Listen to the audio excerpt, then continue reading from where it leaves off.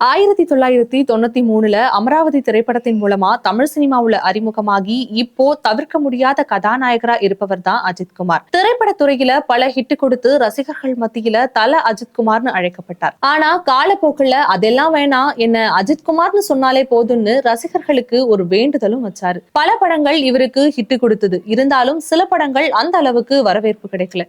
இருந்தாலுமே கூட நம்பிக்கையை மட்டும் விடாம தொடர்ந்து எஃபோர்ட் போட்டு அவருடைய பெஸ்ட தொடர்ந்து கொடுத்துட்டு இருந்தாரு. என்னதான் திரைப்படத்துறையில சிறப்பா செயல்பட்டு வந்தாலும் அதே சமயம் தனக்கு ரொம்ப பிடிச்ச ரேசிங்லயும் அதிக கவனம் செலுத்தி வந்தாரு. தனக்கு ஒரு அங்கீகாரத்தையும் பெயரையும் வாங்கி கொடுத்த சினிமாவுக்கும் தனக்கு பிடிச்ச ரேசிங்க்கும் சம அளவுல முக்கியத்துவம் கொடுத்து இரண்டிலுமே சிறப்பா செயல்பட்டு வராரு. அப்படிப்பட்ட அஜித்குமாருடைய திரைப்பயணம் அதுக்குள்ள 33 வருடம் நிறைவடைந்து விட்டதுன்னு நினைக்கும் போதுதான் வியப்பா இருக்கு.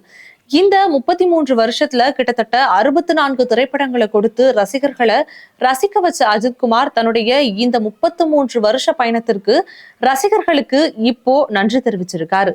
எந்த ஒரு பின்புலமும் இல்லாம திரைத்துறைக்கு வந்த எனக்கு என்னுடைய சொந்த முயற்சியும் ரசிகர்களுடைய அன்பும் தான் ஆதரவா இருந்ததுன்னும், என்னைக்கும் உங்களுடைய அன்பை என்னுடைய சுய லாபத்திற்காகவோ அல்லது தவறாகவோ பயன்படுத்த மாட்டேன்னும் தன்னுடைய ரசிகர்களுக்கு அவருடைய நன்றியை தெரிவிச்சிருக்காரு. மேலும் அஜித்குமாருடைய இந்த 33 வருட திரைப்பயணத்திற்கு ரசிகர்கள் தரப்பிலுமே வாழ்த்துக்கள் குவிந்து வருது.